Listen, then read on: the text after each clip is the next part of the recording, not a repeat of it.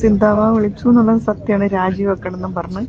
എല്ലാം കൂടെ ഒരു 2-3 മിനിറ്റ് പോലും ഉണ്ടായില്ല. അതിനിടയ്ക്ക് മീഡിയക്കാരും കുന്തവും കുറച്ചക്കറും ഒരു 50 പോലീസും.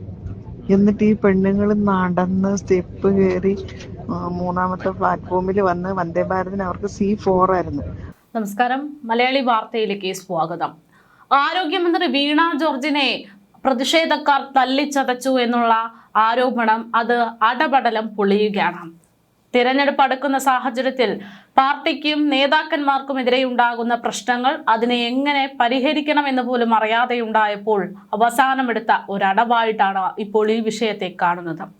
ആരോഗ്യമന്ത്രി വീണ ജോർജിന്റെ പണ്ടത്തെ കഴിവുകൾ, അതായത് അഭിനയ കുലപതിയായിരുന്നു ആരോഗ്യമന്ത്രി വീണ ജോർജ് എന്നതടക്കം ഓർമ്മിച്ചെടുക്കുകയാണ് സോഷ്യൽ മീഡിയ. ഇതിനിടയിൽ ആരോഗ്യമന്ത്രി ഈ സംഭവം ഉണ്ടായി എന്ന് പറയുന്ന സമയത്ത് ചിരിച്ചുകൊണ്ട് സംസാരിക്കുന്ന ദൃശ്യങ്ങളും സമൂഹ മാധ്യമങ്ങളിലൂടെ പുറത്തു വരുന്നു. ആരോപണം ഉണ്ടായിട്ടുള്ളത് KSU പ്രവർത്തകർക്കെതിരെ ആയതുകൊണ്ട് തന്നെ KSU പ്രവർത്തകർ രണ്ടും കൽപ്പിച്ച് രംഗത്തിറങ്ങി. സംഭവത്തിൽ തങ്ങൾ പ്രതിഷേധം മാത്രമാണ് നടത്തിയത്. 19ഓളം പേരുടെ അകമ്പടിയോടെ പോയ 19ഓളം പോലീസ് ഉദ്യോഗസ്ഥരുടെ സെക്യൂരിറ്റിയിൽ യാത്ര ചെയ്ത ആരോഗ്യമന്ത്രി വീണ ജോർജിനെ ഒന്ന് തൊടാൻ പോലും തങ്ങൾക്ക് സാധിക്കില്ല എന്നത് വ്യക്തമാക്കുന്ന വീഡിയോ KSU പ്രവർത്തകർ തന്നെ ഇപ്പോൾ പുറത്തുവിടുകയാണ്. അതായത് ആരോഗ്യമന്ത്രിയെ തല്ലിച്ചതച്ചു എന്ന് പറയുന്നതിന് തെളിവില്ല, തെളിവുണ്ടാക്കാൻ സാധിക്കില്ല എന്ന് ചുരുക്കം. റെയിൽവേ സംവിധാനങ്ങൾ എന്ന് പറയുന്നത് വളരെ ഗുരുതരമായിട്ടുള്ള പ്രശ്നങ്ങൾ തൊട്ട് സാധാരണ വളരെ ചെറിയ വിഷയങ്ങൾ വരെ വളരെ സൂക്ഷ്മതയോടെ കൈകാര്യം ചെയ്യുന്ന ഒരു മേഖലയാണ്, ഒരു ഏരിയയാണ്.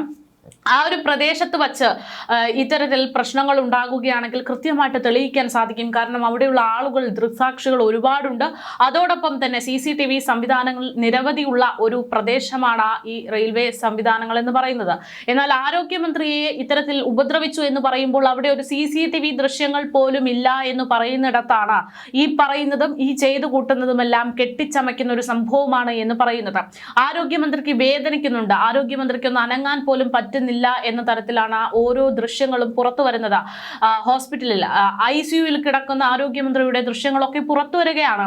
ഒരു മർദ്ദനത്തിൽ പരിക്കേറ്റുകൊണ്ടൊന്ന് കഴുത്ത് അനക്കാൻ പറ്റാത്ത ആരോഗ്യമന്ത്രി ICUവിൽ കിടക്കുന്നു എന്നൊക്കെ പറയുമ്പോൾ ഇവിടുത്തെ പൊതുജനങ്ങൾ വാ പൊത്തി ചിരിക്കുക തന്നെയാണ് ചെയ്യുന്നത്.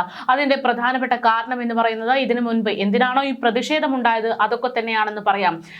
കത്രിക വയറിൽ കുടുങ്ങിപ്പോയി എന്ന് പരാതി പറഞ്ഞ് രംഗത്ത് വന്ന ആളുകളോട് അതൊന്നും പേടിക്കേണ്ട, വയറിൽ കത്രിക കുടുങ്ങി എന്ന് പറയുന്നതൊന്നും വലിയ വിഷയമല്ല എന്ന് പറഞ്ഞുകൊണ്ട്, അല്ലെങ്കിൽ അതൊന്നും വലിയ പ്രശ്നമാകില്ല എന്ന് പറഞ്ഞ് നിസാരവൽക്കരിച്ച മന്ത്രിയാണിത്. ഒരു കുഞ്ഞിന്റെ കൈ മറ്റു ചികിത്സയ്ക്ക് വേണ്ടി എത്തുമ്പോൾ കൈ മുറിച്ചു മാറ്റുന്നു, കാൽ മുറിച്ചു മാറ്റുന്നു എന്നുള്ള അവസ്ഥയിലേക്കൊക്കെ എത്തുമ്പോൾ അതൊക്കെ ചൂണ്ടിക്കാണിച്ചതിനും അതിനെയും നിസാരവൽക്കരിച്ച ആരു ഭാഗത്താണോ തെറ്റുണ്ടായത് അവരെയൊക്കെ സംരക്ഷിക്കുന്ന തരത്തിൽ ഭരണം നടത്തിയിട്ടുള്ള, നടപടിയെടുത്തിട്ടുള്ള ആരോഗ്യ വിഭാഗത്തിനെതിരെയുള്ള ജനങ്ങളുടെ പ്രതിഷേധമാണ് ഇപ്പോഴുണ്ടായിട്ടുള്ളത്. അപ്പോൾ അത്തരത്തിൽ വലിയ ഗുരുതരമായിട്ടുള്ള പ്രശ്നങ്ങൾ ഉണ്ടാകുമ്പോൾ ആ വേദനകളെയൊക്കെ നിസാരവൽക്കരിക്കുന്ന ആരോഗ്യമന്ത്രിക്ക് ഈ ചെറിയൊരു പ്രതിഷേധത്തിനിടെ ഒരു തട്ടലമുട്ടല ഉണ്ടായിട്ടുണ്ടെങ്കിൽ തന്നെ, ഒരു അടി ലഭിച്ചിട്ടുണ്ടെങ്കിൽ തന്നെ അത് ഇത്രമാത്രം വേദന സഹിക്കാൻ പറ്റാത്തൊരവസ്ഥയിലേക്ക് എത്തിയോ എന്നതടക്കമുള്ള ചോദ്യങ്ങൾ പൊതുജനങ്ങൾ ചോദിക്കുന്നുണ്ട്. രാഹുൽ മങ്കൂട്ടത്തിൽ MLA അടക്കം ഈ വിഷയത്തിൽ ചൂണ്ടിക്കാണിച്ചുകൊണ്ട് രംഗത്തേക്ക് വരികയും ചെയ്തു. രാഹുൽ മങ്കൂട്ടത്തിൽ MLA രംഗത്തേക്ക് വരുമ്പോൾ ചൂണ്ടിക്കാണിക്കുന്നത് ആരോഗ്യമന്ത്രിയുടെ വേദനയ്ക്ക് ഒപ്പം എത്തുമോ ആ പെൺകുട്ടിയുടെ വേദന എന്നുള്ളതാണ്. അതായത് മറ്റ് ചികിത്സയ്ക്ക് വേണ്ടി എത്തിയ ഒരു 9.5 വയസ്സുകാരിയുടെ കൈ അറുത്തു മാറ്റുന്ന നടപടിയാണ് നമ്മുടെ ആരോഗ്യ വിഭാഗത്തിൽ നിന്നുണ്ടായിട്ടുള്ള വീഴ്ചയുടെ ഭാഗമായിട്ട് സംഭവിച്ചത്. അവൾ അനുഭവിച്ച വേദന പോലെയൊന്നുമല്ലല്ലോ എന്തായാലും ആരോഗ്യമന്ത്രിക്ക് ഉണ്ടായിട്ടുള്ള ഒരു പ്രതിഷേധത്തിൽ ഉണ്ടായിട്ടുള്ള ഒരു അക്രമം ഉണ്ടായിട്ടുണ്ട് എങ്കിൽ അത് തെറ്റ് തന്നെയാണ് എങ്കിൽ പോലും അങ്ങനെ ഉണ്ടായിട്ടുണ്ടെങ്കിൽ അനുഭവിക്കേണ്ടി വന്നിട്ടുണ്ടാകുക എന്ന് ഓർമ്മപ്പെടുത്തുന്നു രാഹുൽ മാങ്കൂട്ടത്തിൽ. അതേപോലെ തന്നെ ആ കുഞ്ഞിന്റെ അമ്മ തന്നെ രംഗത്തേക്ക് വരികയാണ്. എന്നിട്ട് പറയുകയാണ് തന്റെ മകൾ അനുഭവിച്ച വേദന അത് കൊതുക് കടിച്ചിട്ടൊന്നും ഉണ്ടായതല്ല എന്ന്.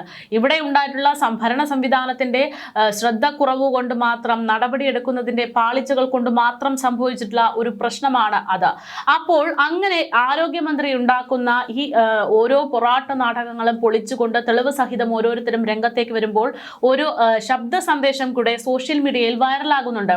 അതായത് ഈ സംഭവം നടക്കുന്ന സമയത്ത് അവിടെ യാത്ര ചെയ്യാനെത്തിയ ഒരു യുവതി മറ്റാരോടോ ഈ ഇൻഫോർമേഷൻ പാസ് ചെയ്യുന്ന തരത്തിലുള്ള ഒരു ശബ്ദ സന്ദേശമാണ് പുറത്തു വരുന്നത്. ആ യുവതി പറയുന്നത് പ്രകാരം കൃത്യമായിട്ട് ആരോഗ്യമന്ത്രിക്ക് ഒന്നും തന്നെ സംഭവിച്ചിട്ടില്ല എന്ന് വ്യക്തമാകുകയാണ്. എന്തായാലും ആ ശബ്ദ സന്ദേശം കൂടെ കേൾക്കാം.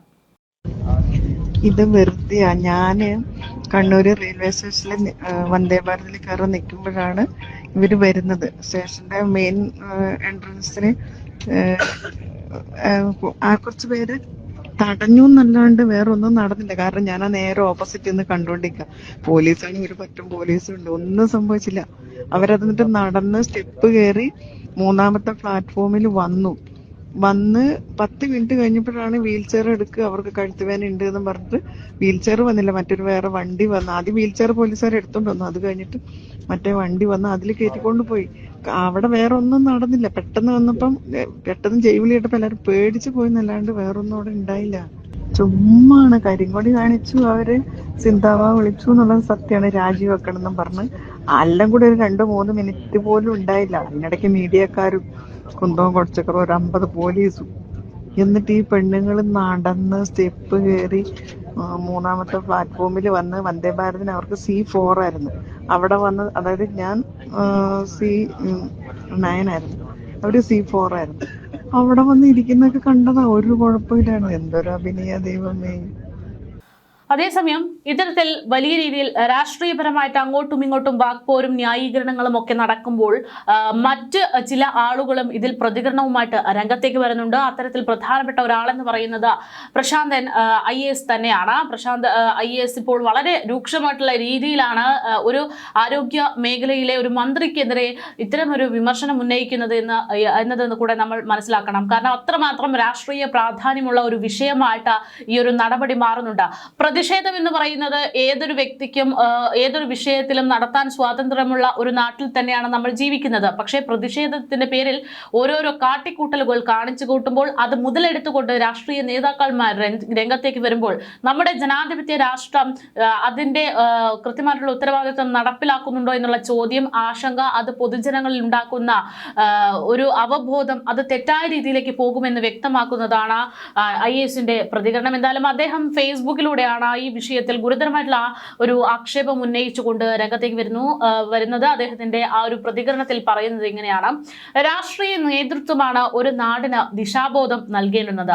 അധികാരം അവരിലാകണം. മറ്റേത് മേഖലയെയും അവർക്ക് നിയന്ത്രിച്ച് വരിയിലാക്കാൻ സാധിക്കണം. നോക്കുകയാണെങ്കിൽ ഒരു സമൂഹത്തിന്റെ മൊത്തത്തിലുള്ള പോക്ക് എങ്ങോട്ടാണെന്ന് രാഷ്ട്രീയക്കാർക്കാണ് തീരുമാനിക്കാനാകുക. രാഷ്ട്രസ്നേഹം, കരുണ, ധർമ്മബോധം, സഹിഷ്ണുത, നിഷ്പക്ഷത, സത്യസന്ധത, അറിവ്, കഠിനാധ്വാനം, നിസ്വാർത്ഥത, സേവനം, അങ്ങനെ നാം ആഗ്രഹിക്കുന്ന ക്വാളിറ്റികൾ നാം നമ്മുടെ നേതാക്കളിൽ കാണാൻ ആഗ്രഹിക്കുന്ന അവരിൽ ഉണ്ടാകേണ്ടുന്ന ക്വാളിറ്റിയാണ് അതെല്ലാം.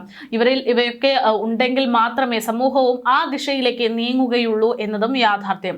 മറ്റേത് ക്വാളിറ്റിയും കുറേയൊക്കെ ഫേക്ക് ചെയ്യാൻ സാധിക്കും, കുറച്ചൊക്കെ അഡ്ജസ്റ്റ് ചെയ്യാനും സാധിക്കും. എന്നാൽ അവരിൽ വേണ്ട ഏറ്റവും വലിയ ക്വാളിറ്റിയാണ് സത്യസന്ധത. കാരണം അതില്ല എങ്കിൽ അടിത്തറ ഇളകിയ പോലെയാണ്. മറ്റെല്ലാത്തിൻ്റെയും ജെനുവിനിറ്റി സംശയാസ്പദമാക്കും. എല്ലാം അഭിനയമാണ് എന്ന് പറയേണ്ടി വരും. കള്ളം പറയുന്ന ഒരുവനോട് ചേർന്ന് ബിസിനസ് ചെയ്യാൻ നിങ്ങൾ ധൈര്യപ്പെടുമോ? നിരന്തരം കള്ളം പറയുന്ന ഒരാളെ ജീവിത പങ്കാളിയാക്കുമോ? പച്ചക്കള്ളം പറയുന്ന ഒരുവന് നിങ്ങൾ പണം കടം കൊടുക്കുമോ? വിശ്വസിക്കാൻ കൊള്ളാത്ത ഒരുവന് സ്വന്തം വീടിന്റെ താക്കോൽ കൈമാറുമോ? പറഞ്ഞു ചതിച്ചവന് നിങ്ങൾ എന്തെങ്കിലും വിശ്വാസം പിന്നീട് നൽകുന്നുണ്ടോ?